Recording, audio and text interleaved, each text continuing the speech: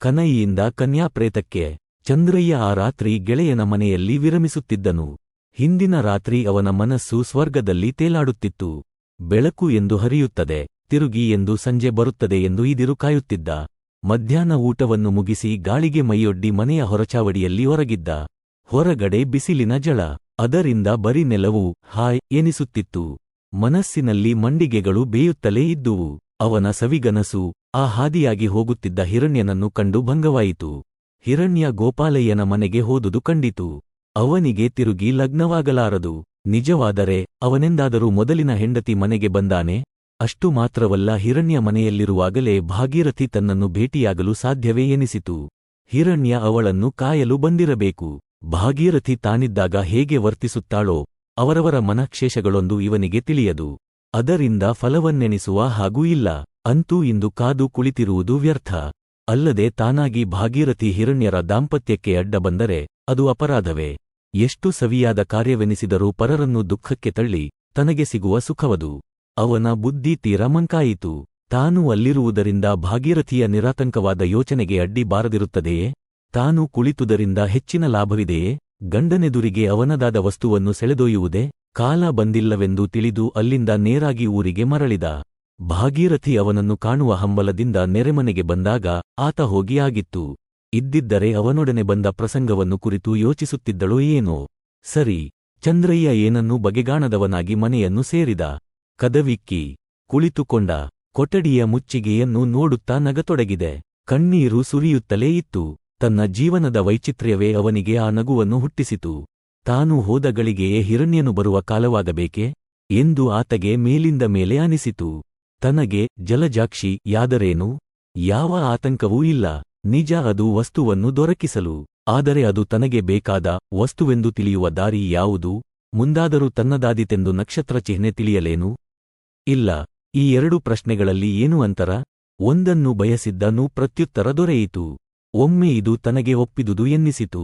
ಜಲಜಾಕ್ಷಿಯ ವಿಚಾರದಲ್ಲಿ ಇದು ಹೊಂದೀತೆ ಎಂದು ಯೋಚಿಸಿದರೆ ಇಲ್ಲ ಅನಿಸಿತು.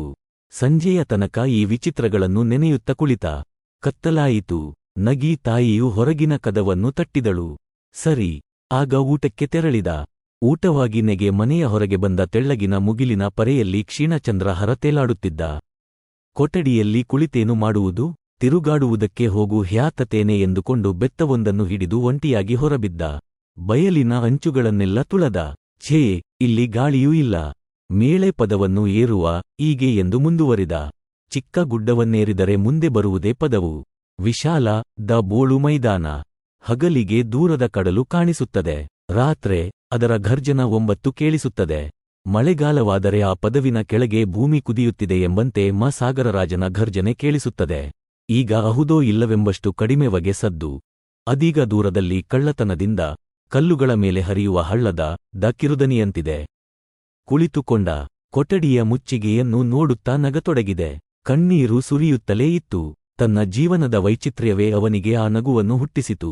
ತಾನು ಹೋದ ಗಳಿಗೆಯೇ ಹಿರಣ್ಯನು ಬರುವ ಕಾಲವಾಗಬೇಕೆ ಎಂದು ಆತಗೆ ಮೇಲಿಂದ ಮೇಲೆ ಅನಿಸಿತು. ತನಗೆ ಜಲಜಾಕ್ಷಿ ಯಾದರೇನು? ಯಾವ ಆತಂಕವೂ ಇಲ್ಲ. ನಿಜ, ಅದು ವಸ್ತುವನ್ನು ದೊರಕಿಸಲು. ಆದರೆ ಅದು ತನಗೆ ಬೇಕಾದ ವಸ್ತುವೆಂದು ತಿಳಿಯುವ ದಾರಿ ಯಾವುದು? ಮುಂದಾದರೂ ತನ್ನದಾದಿತೆಂದು ನಕ್ಷತ್ರ ಚಿಹ್ನೆ ತಿಳಿಯಲೇನು? ಇಲ್ಲ. ಈ ಎರಡು ಪ್ರಶ್ನೆಗಳಲ್ಲಿ ಏನು ಅಂತರ? ಒಂದನ್ನು ಬಯಸಿದ್ದನೂ ಪ್ರತ್ಯುತ್ತರ ದೊರೆಯಿತು. ಒಮ್ಮೆ ಇದು ತನಗೆ ಒಪ್ಪಿದುದು ಎನ್ನಿಸಿತು. ಜಲಜಾಕ್ಷಿಯ ವಿಚಾರದಲ್ಲಿ ಇದು ಹೊಂದೀತೆ ಎಂದು ಯೋಚಿಸಿದರೆ ಇಲ್ಲ ಅನಿಸಿತು. ಸಂಜೆಯ ತನಕ ಈ ವಿಚಿತ್ರಗಳನ್ನು ನೆನೆಯುತ್ತ ಕುಳಿತ. ಕತ್ತಲಾಯಿತು. ನಗಿ ತಾಯಿಯು ಹೊರಗಿನ ಕದವನ್ನು ತಟ್ಟಿದಳು. ಸರಿ, ಆಗ ಊಟಕ್ಕೆ ತೆರಳಿದ. ಊಟವಾಗಿ ನೆಗೆ ಮನೆಯ ಹೊರಗೆ ಬಂದ ತೆಳ್ಳಗಿನ ಮುಗಿಲಿನ ಪರೆಯಲ್ಲಿ ಕ್ಷೀಣಚಂದ್ರ ಹರತೇಲಾಡುತ್ತಿದ್ದ. ಕೊಠಡಿಯಲ್ಲಿ ಕುಳಿತೇನು ಮಾಡುವುದು? ತಿರುಗಾಡುವುದಕ್ಕೆ ಹೋಗು ಹ್ಯಾತತೇನೆ ಎಂದುಕೊಂಡು ಬೆತ್ತವೊಂದನ್ನು ಹಿಡಿದು ಒಂಟಿಯಾಗಿ ಹೊರಬಿದ್ದ. ಬಯಲಿನ ಅಂಚುಗಳನ್ನೆಲ್ಲ ತುಳದ. ಛೇ, ಇಲ್ಲಿ ಗಾಳಿಯೂ ಇಲ್ಲ. ಮೇಳೆ ಪದವನ್ನು ಏರುವ ಈಗೆ ಎಂದು ಮುಂದುವರಿದ. ಚಿಕ್ಕ ಗುಡ್ಡವನ್ನೇರಿದರೆ ಮುಂದೆ ಬರುವುದೇ ಪದವು. ವಿಶಾಲ ದ ಬೋಳು ಮೈದಾನ. ಹಗಲಿಗೆ ದೂರದ ಕಡಲು ಕಾಣಿಸುತ್ತದೆ. ರಾತ್ರೆ ಅದರ ಘರ್ಜನ 9 ಕೇಳಿಸುತ್ತದೆ.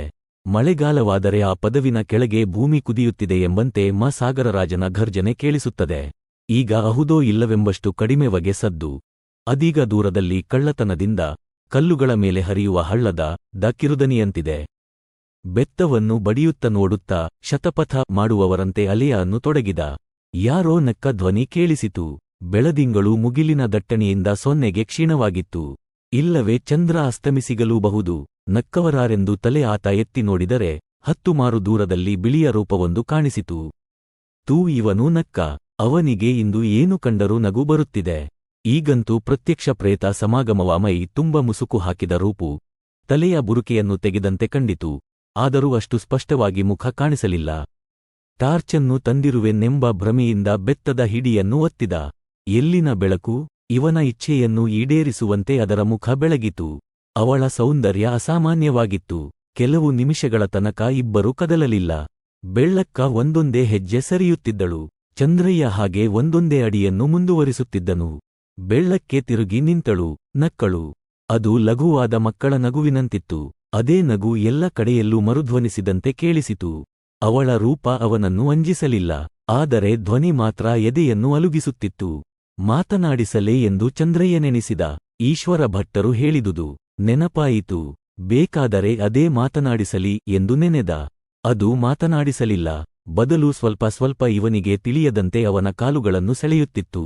ಕೊನೆಗೆ ಕೆಲವೊಂದು ಬಂಡೆಗಳು ಉರುಳಿ ನಿಂತಲ್ಲಿಗೆ ಅವನನ್ನು ಒಯ್ದಿತ್ತು. ಅಲ್ಲಿಗೆ ಬಂದ ಬಳಿಕವೇ ತಾನು ಇಷ್ಟರ ತನಕ ಬೆಳ್ಳಕ್ಕನನ್ನು ಹಿಂಬಾಲಿಸುತ್ತಿದ್ದೇನೆಂಬ ಪರವೇ ಚಂದ್ರಯ್ಯನಿಗುಂಟಾಯಿತು. ಈಗ ಭೀತಿಯಾಯಿತು. ಬೆಳ್ಳಕ್ಕೆ ಒಂದು ಬಂಡೆಯ ಮೇಲೆ ಕುಳಿತುಕೊಂಡಳು. ಕುಳಿತುಕೊಂಡು ಅಂಜಿಕೆಯೇ ಎಂದು ಅವನನ್ನು ಕೇಳಿದಳು. ಮಾತನಾಡುವುದನ್ನು ಕೇಳಿ ಚಂದ್ರಯ್ಯನಿಗೆ ಏನೇನೋ ತೋಚಿತು. ಅವನು ಉತ್ತರಿಸಲಿಲ್ಲ. ಬದಲು ನಿನಗೆ ಏನು ಬೇಕು ಎಂದನು. ಬೇಕಾದುದನ್ನು ಕೊಡುವವನೇ, ಸುಮ್ಮನೆ ಹಾಸ್ಯಕ್ಕೆಂಬಂತೆ ಏಕಾಗಬಾರದು ಎಂದ ಆತ. ಮಾತನಾಡಿದ ಮರುಕ್ಷಣ ತನ್ನ ಮಾತಿನ ಪರಿಣಾಮವನ್ನು ಯೋಚಿಸತೊಡಗಿದ. ಅದು ತನ್ನನ್ನು ಮಾತಿಗೆ ಸಿಲುಕಿಸಿ ಅಪಾಯಕ್ಕೆಳೆದರೆ, ಕೆಣಕಿದರೆ. ಆದರೆ ಎಂಥ ಭೀತಿ ಭಾವನೆಯುಂಟಾದರೂ ಅಂಥ ಸುಂದರ ರೂಪು, ಆ ಮಧುರ ನಯನಗಳು ಕ್ಷೌರ ಕುಯುಕ್ತಿಗಳ ಪ್ರಪಂಚದಲ್ಲಿಲ್ಲವೆಂದು ಅವನಿಗೆ ಹೇಳುತ್ತಿದ್ದುವು. ಕೊಡುವೆಯಾ? ನನ್ನಿಂದಾದರೆ, ತ್ರಾಣವಿದ್ದರೆ. ನನ್ನನ್ನು ನೀನು ಕೆಡುಕಿಗೆ ಗುರಿ ಮಾಡದಿದ್ದರೆ ಕೆಡುಕಿಗೆ ಗುರಿಮಾಡುವುದೇ? ಅಹುದು. ನಿನ್ನ ಮೇಲೆ ನನಗೇತರ ಸಿಟ್ಟು? ಹಾಗಾದರೆ ನೀನಾರು, ನಾನಾರೆಂದು ತಿಳಿಯದೆ ಊರವರನ್ನುತ್ತಾರೆ ನೀನು ಬೆಳ್ಳಕ್ಕನೆಂದು. ಅವಳ ಪ್ರೇತವೆಂದು. ನೀನು ಪ್ರೇತವೇ? ನಾನು ಪ್ರೇತವೇನೋ ನಿಜ, ಆದರೆ ಬೆಳ್ಳಕ್ಕನಲ್ಲ. 79 ಬೆಳ್ಳಕ್ಕನಲ್ಲ. ಈ ಮಾತಿಗೆ ಪ್ರೇತವೂ ಅದಲ್ಲವೆಂಬ ಭಾವನೆ ಅವನಿಗುಂಟಾಯಿತು. ನೋಡುತ್ತಾನೆ ಪ್ರೇತ ಅವನಿಗೆ ತೀರ ಸಮೀಪದಲ್ಲಿ ಕುಳಿತಿದೆ. ಅವನು ಕೈಯಲ್ಲಿ ಹಿಡಿದಿದ್ದ ಬೆತ್ತವನ್ನು ತಿರುವಿದ. ಬೆತ್ತ ತಡೆಯಿಲ್ಲದೆ ಶ್ವೇತ ಶರೀರವನ್ನು ಹಾದು ಈಚೆಗೆ ಬಂದಿತು. ನಿನಗೆ ಶರೀರವಿಲ್ಲವೇ? ಪುನಃ ಪ್ರಶ್ನಿಸಿದನು. ಕಾಣುವುದಿಲ್ಲವೇ? ಆದರೆ ಬೆತ್ತಕ್ಕೆ ಸಿಗಲಿಲ್ಲ. ಏನು ಹೊಡೆಯಬಹುದೆಂದು ಎಣಿಸಿದ್ದೆಯಾ? ನಿನ್ನ ಶರೀರ ಸ್ಥೂಲವೇ ಸೂಕ್ಷ್ಮವೇ ಎಂದು ನೋಡಿದೆ. ತಪ್ಪಾಯಿತು. ನೀನು ಹಾಗಾದರೆ ನಿನ್ನನ್ನು ಕಂಡವರು ನಿನ್ನ ಬಿಳಿಯ ರೂಪವನ್ನು ಕಂಡು ಹಾಗೆ ಕರೆದವರಿಗೆ ಗೊತ್ತು. ನೀನಾರು?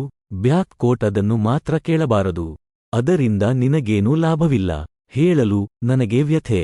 ನಾನು ಪ್ರೇತ. ಒಂದು ಕಾಲದಲ್ಲಿ ಮಾನವಿ. ಅದಿರಲಿ, ನನ್ನ ಪ್ರಶ್ನೆಯನ್ನೇಕೆ ಅಡ್ಡ ತೇಲಿಸುವೆ? ಏನದು? ನಾನು ಕೇಳಿದ್ದನ್ನು ಕೊಡುವೆಯಾ? ಸಾಧ್ಯವಾದರೆ. ಅಸಾಧ್ಯವಲ್ಲ. ಮನಸ್ಸು ಮಾಡಿದರೆ. ಏನು ಹೇಳು? ಎಲ್ಲರಂತೆ ನೀನು ಓಡಿಹೋದರೆ. ನೀನು ಅಂಜಿಸುತ್ತೀಯಾ? ಇಲ್ಲ. ನನ್ನ ರೂಪ ಅಂಜಿಕೆ ಹುಟ್ಟಿಸುತ್ತದೆಯೇ?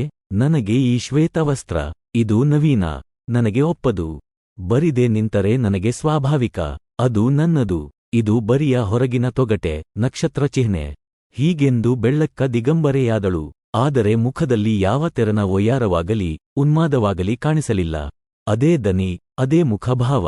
ನಾಚಿಕೆಯೇ? ನನಗೇಕೆ? ಅಂಥದೇನಿದೆ? ನಾನು ಪ್ರೇಮಭಿಕ್ಷೆಯನ್ನು ಕೇಳುತ್ತೇನೆ, ಕೊಡುತ್ತೀಯಾ? ಈ ತನಕ ಯಾರನ್ನೂ ಕೇಳಲಿಲ್ಲ.